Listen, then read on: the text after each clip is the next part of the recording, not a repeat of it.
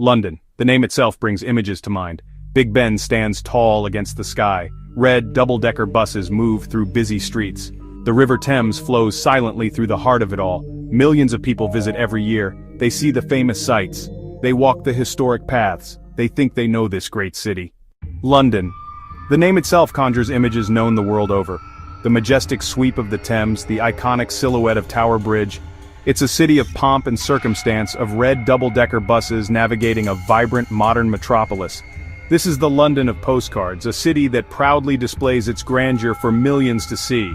But what if this gleaming, polished surface is only one part of the story? What if the city you think you know is merely a facade? What if there is another London, a shadow city, hidden just beneath the surface? A city of whispers and forgotten tales. Its landmarks are unmarked doors, faded inscriptions on weathered stone, and the eerie silence of a churchyard tucked behind a bustling high street. This secret London doesn't give up its stories easily. It waits, patiently, to be discovered by those who are curious enough to look a little closer, to question the official narrative, and to listen for the echoes of the past. Because this is a city built not on land, but on time itself. A sprawling palimpsest where each generation has written its story on top of the last.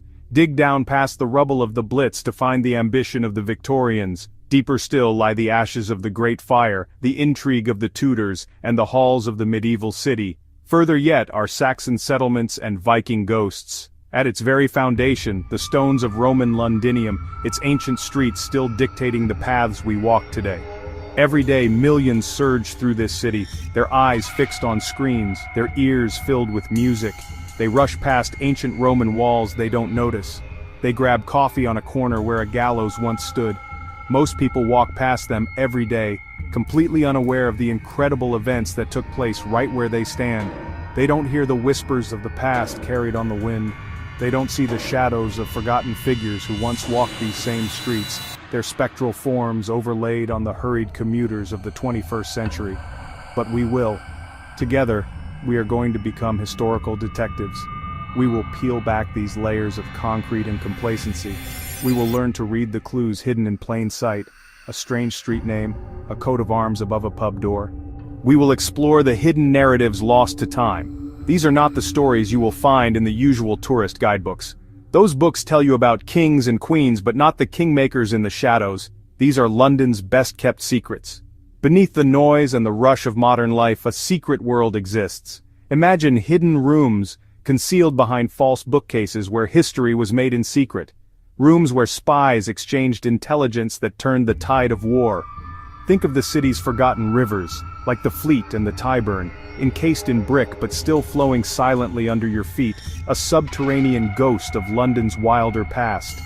Picture the unsung heroes whose brilliant ideas and brave actions changed the entire world. Scientists who conducted forbidden experiments, social reformers who fought for the powerless, artists who created revolutionary works. Their impact is all around us, yet their names are known by only a few. These are the stories that truly define the spirit of this incredible city. A spirit not just of grandeur, but of grit. Not just of order, but of rebellion. The official history is only half the tale. The other half is mysterious, surprising, and far more fascinating than you could ever imagine. In this journey, we will uncover these untold stories together. We will step off the well-trodden path and venture into the shadows. We'll seek out the tales of secret inventors, quiet revolutionaries, and hidden communities that thrived in the city's margins. Prepare to see the city in a completely new light. After this, a simple walk through London will never be the same again. Every street corner will hold a potential secret. You will learn that the most important parts of London's history are not always the ones on display.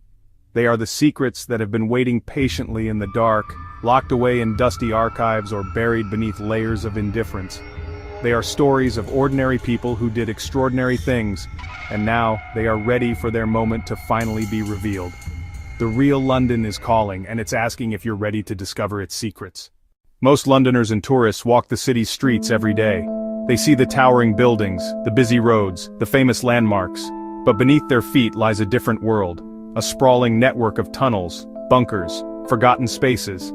This is the city beneath the city, a hidden layer of London's history, built over centuries for war, for transport, and for necessity.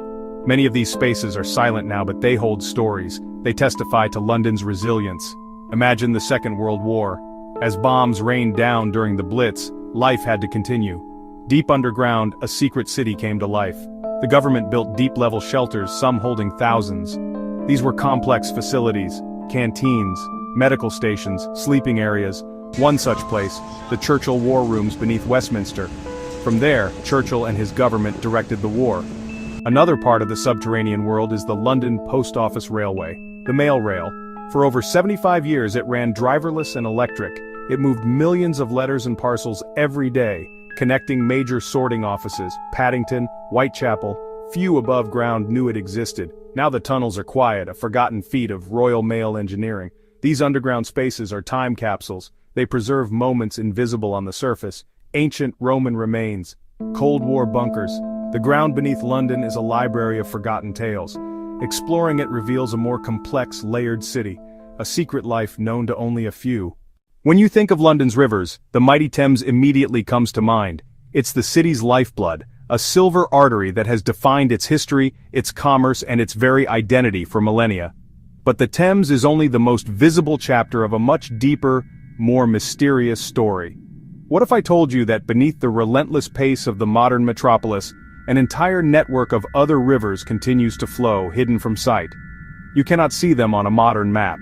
They are London's lost rivers, erased from our charts but not from the landscape itself. They are ghosts in the machine of the city, their currents running through subterranean channels, their presence felt only by those who know where to look or listen. For centuries, these rivers were the lifeblood of smaller communities. They provided drinking water, powered mills, and served as vital transport links. But as London grew, exploding in population and industry, these once pristine streams became victims of its success. They were transformed into open sewers, choked with industrial waste, animal carcasses, and human effluent. They became conduits of disease, most terrifyingly during the great cholera outbreaks of the 19th century. The city was faced with a choice: reclaim its rivers, or perish. The solution was as audacious as it was ambitious: to bury them, to transform them from public health hazards into the foundational arteries of a new, revolutionary sewer system. Rivers like the Fleet, the Tyburn, and the Walbrook were once important waterways, each with a unique story of life and disappearance. The River Fleet is perhaps the most famous. Its name, derived from the Anglo-Saxon fleot meaning a tidal inlet, hints at its former glory. Its path can still be traced in the names of modern streets and the very topography of the city. Fleet Street, the historic heart of British journalism, sits directly atop its path. In Roman Londinium, the Fleet was a broad, navigable river, its mouth a bustling port where vessels from across the empire would moor, unloading wine, olive oil, and other precious goods. It was a place of commerce and connection. But as London swelled, the Fleet's fate was sealed. Tanneries, slaughterhouses, and prisons lined its banks, pouring unimaginable filth into its waters. By the 18th century, it was a stinking ditch. The Great Stink of 1858, when the stench from the Thames and its tributaries overwhelmed Parliament, was the final straw. This crisis spurred the creation of Sir Joseph Bazalgette's magnificent sewer network. The Fleet was bricked over, its flow diverted into a massive new interceptor sewer, and it vanished from the public eye. Yet, it did not die. Today the River Fleet still flows, a powerful current surging through Bazalgette's grand, cathedral-like brick tunnels. It's a ghost river, a subterranean torrent carrying the memory of a greener, more open London that has long since been paved over. The story of the Tyburn River is just as intriguing, a tale of royalty and rebellion. Rising in Hampstead, it once flowed south, splitting into two branches to create Thorney Island, the marshy ground upon which Westminster Abbey and the Palace of Westminster were built. But its most famous subterranean passage lies directly beneath the official residence of the monarch. It flows under the courtyard and the south wing of Buckingham Palace. Imagine, as the royal family gathers on that famous balcony, a secret river, a relic of London's wild past, glides silently and unseen just meters beneath their feet. But the Tyburn's name is stained with a much darker history. For over 600 years it was synonymous with public execution. Near what is now Marble Arch stood the infamous Tyburn Tree, a massive three-sided gallows capable of hanging multiple prisoners at once. It was a place of grim spectacle where tens of thousands met their end, the river that gave the site its name, bearing silent witness to centuries of London's brutal justice. And then there is the Walbrook. Though smaller, its importance is immense. This was the river of Roman London. It flowed directly through the center of the walled city of Londinium, providing fresh water before becoming its main drain. Its banks were a hub of activity, and it was here in 1954 that one of London's greatest archaeological treasures was unearthed, the Temple of Mithras. This Roman mystery cult built their temple right on the bank of the Walbrook, perhaps seeing the river itself as sacred. Like the others, it was eventually buried, its name now only remembered by a short street in the city of London. These lost rivers are far more than just geographical curiosities, they are a fundamental part of London's DNA. Their valleys dictated the layout of ancient streets and the contours of the modern city. They continue to pose challenges to this day. When engineers dig new tunnels for the underground or lay the foundations for gleaming skyscrapers, they must contend with these hidden watercourses, their unpredictable flows a constant reminder of the natural world that London has tried but failed to completely tame. They are a liquid archive, a hidden history flowing beneath our feet. So the next time you walk the streets of London, remember what lies beneath. If you find yourself on a quiet street and hear the faint, improbable sound of running water emanating from a drain cover, pause for a moment. You might just be listening to the whisper of the Fleet, the Tyburn, or the Walbrook.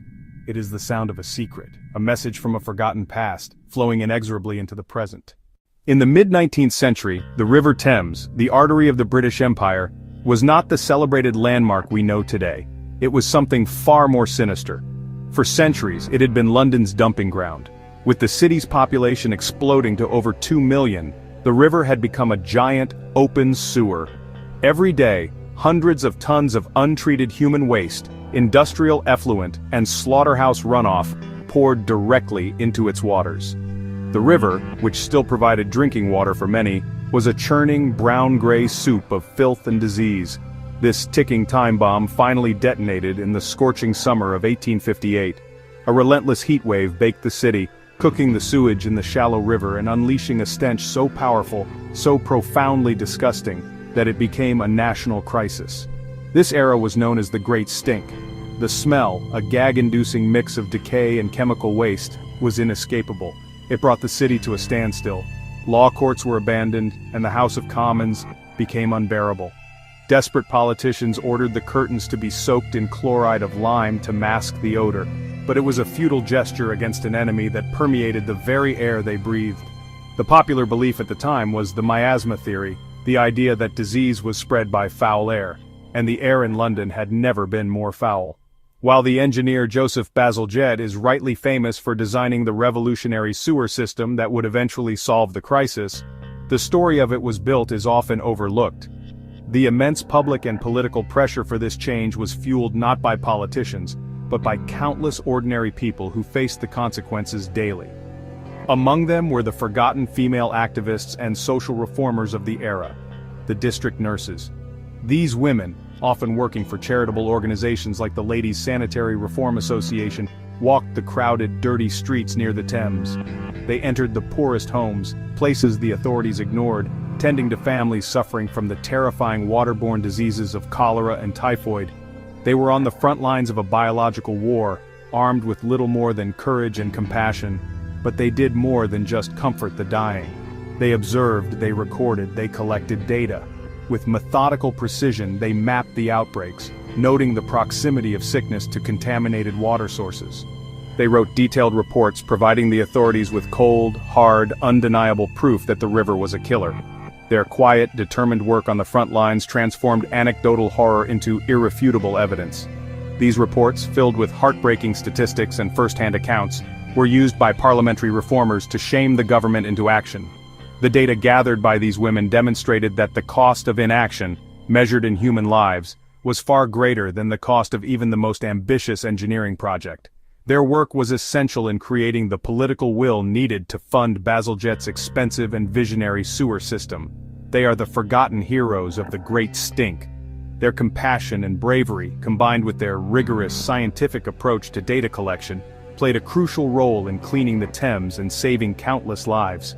While these women fought a public health war in the streets, London's scientific progress was also being built on the work of brilliant minds who operated in the shadows, their genius hidden not by poverty, but by convention. One such hidden figure was a woman whose contributions to computing were so profound, they were overlooked for nearly a century. Her name was Ada Lovelace. She was the daughter of the infamous romantic poet Lord Byron, a man described as mad, bad, and dangerous to know. Fearing Ada would inherit her father's turbulent poetic temperament, her mother, Annabella Milbank, a gifted mathematician herself, prescribed a strict regimen of science, logic, and mathematics. The goal was to extinguish the poetic spark. The result was the opposite. It created a mind that saw science poetry. As a young woman, Lovelace was introduced to the brilliant, if famously cantankerous, inventor Charles Babbage. Babbage was consumed by his designs for the analytical engine, a colossal steam-powered mechanical calculator that was, in concept, the world's first general-purpose computer. But Babbage, a genius of mechanics, focused on the machine's hardware and its ability to crunch numbers. Lovelace, with her unique blend of logic and imagination, saw its true, untapped potential. Tasked with translating an Italian article about the engine, Lovelace added her own extensive notes, which ended up being 3 times longer than the original text. In these notes, she did something extraordinary. She realized the machine could manipulate not just numbers, but any symbol, letters, musical notes, images. It could be programmed. To prove it, she wrote a detailed step-by-step sequence of operations for the machine to perform a highly complex calculation, the generation of Bernoulli numbers. This was not a mere mathematical formula, it was a set of instructions for a machine that did not yet exist. It is now considered the world's first computer program. When others, including Babbage himself, saw only a powerful calculator, Lovelace envisioned a general-purpose computer. She speculated that the engine might compose elaborate and scientific pieces of music of any degree of complexity or extent. She called this fusion of creativity and technology poetical science. She was, in essence, the first computer programmer, a prophet of the digital age. But her vision was a century ahead of its time. Babbage's engine was never built, and Lovelace died tragically young at 36. For decades, her work was dismissed as mere translation, or the fanciful thoughts of a woman out of her depth.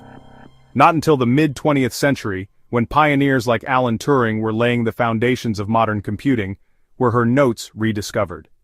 They were stunned to find that a Victorian woman had already grasped the fundamental concepts of their new science 100 years earlier. From the hidden code that powers our world to the public codes that help us navigate it. The London Underground is an icon of the city, a sprawling subterranean network that carries millions of people a day. But its most famous feature isn't the trains or the tunnels, it's the map. A masterpiece of information design recognized and admired the world over, but it wasn't always so elegant. In the early 20th century, the Underground was a confusing patchwork of lines run by competing companies. The maps were geographically accurate, showing every twist and turn of the tunnels as they snaked beneath London's streets. This fidelity to geography made them almost useless. The central areas were a compressed, illegible knot of stations, while the outlying suburbs were stretched out over vast, empty spaces. They were a messy, intimidating tangle, often compared to a plate of spaghetti. The man who solved this puzzle wasn't a celebrated designer or a high-ranking transport official. He was Harry Beck, an engineering draftsman who had been laid off from his temporary job at the Underground. Unemployed and working in his spare time, Beck had a revolutionary insight, a stroke of pure genius. He realized that when you're underground, geography is irrelevant. You don't need to know if you're under a park or a palace. You just need to know how to get from station A to station B and where to change lines. Inspired by his day job, he drew the map not as a landscape but as an electrical circuit diagram. He threw out geographic accuracy. He straightened the lines, spaced the stations equally, and restricted the routes to run only vertically, horizontally, or at 45-degree angles. It was a bold, radical simplification that prioritized clarity above all else. His design wasn't a map of a place, it was a diagram of a journey. At first, the management at London Underground was horrified. They rejected his unsolicited proposal out of hand, deeming it too revolutionary. They feared the public would be unable to grasp such an abstract concept, but Beck was persistent. For 2 years he refined and resubmitted his design. Finally, in 1933, they reluctantly agreed to a small trial printing of 500 pocket maps. The public's reaction was immediate and overwhelming. The entire stock was snapped up within hours. A larger print run followed, and it too vanished. People loved it instantly. It was clear, intuitive, and empowering. The design was so successful it was copied by transit systems around the world, from New York to Tokyo, becoming the universal language of urban navigation. Yet for this world-changing work, Harry Beck was never made a permanent member of staff at London Transport. He was paid a paltry fee of just 10 guineas, the equivalent of about £500 today. For the rest of his life he continued to refine the map, but was eventually pushed aside by internal design committees who altered his work without his consent. He fought for decades to retain creative control and receive proper credit, but died feeling bitter and unappreciated. He is the ultimate unsung hero, the secret genius of public information design, whose brilliant idea helps billions navigate their cities, yet whose own name remains largely unknown. In the 17th and 18th centuries, London experienced a revolution in communication and ideas, one that took place in the city's smoky, crowded coffeehouses. For the price of a penny, any man, regardless of his social class, could enter, get a cup of coffee and engage in conversation. Coffee, a stimulant, had the opposite effect. It sharpened the mind. Soon, these coffeehouses became known as penny universities. At Jonathan's Coffee House, stockbrokers met to trade shares, an activity that would eventually lead to the creation of the London Stock Exchange. At Lloyd's Coffee House, merchants gathered to insure their vessels. This informal arrangement grew into Lloyd's of London. These global financial institutions were born from conversations over cups of coffee. In the mid-1970s, London was a grim place, a time of frustration and boredom, especially for the city's youth who felt they had no future. Out of this bleak landscape, a new cultural movement was born, the Epicenter, a small, unassuming shop on King's Road called Sex, run by Vivienne Westwood and Malcolm McLaren, a gathering place for disaffected outsiders, John Lydon, Sid Vicious. They formed the core of what became the Sex Pistols. The music was forged in tiny, sweaty venues. The Sex Pistols, The Clash, The Damned.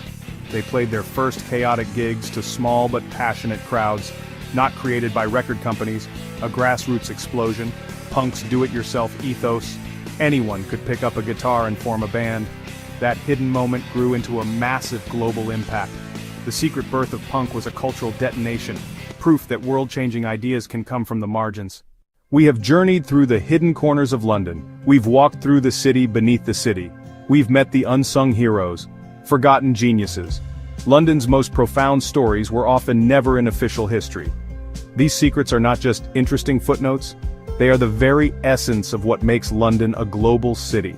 The story of London is a powerful reminder that history is not a single, linear narrative. It is messy, layered, and often contradictory. The unsung activists, the overlooked scientist, and the anonymous designer all played a vital role. Their contributions show that real change often comes from the margins. Every street, every building, and every quiet alleyway becomes a potential gateway to another story, another secret waiting to be uncovered. Our journey has revealed many incredible stories, but remember, we've only scratched the surface. This sense of mystery is the city's most enchanting quality. It leaves us with wonder and the thrilling idea that there's always more to discover right under our feet. What other unsung heroes are waiting to be told? What revolutionary ideas were born in forgotten rooms? As London builds and changes, new layers are revealed while others sink deeper. This is an invitation. Become an explorer. Look with new eyes. Notice names of streets, the details on old buildings. The greatest secret, the city mirrors the curiosity we bring. Go forth, keep looking. The next great story may be just around the corner. London's untold stories are everywhere. Keep looking.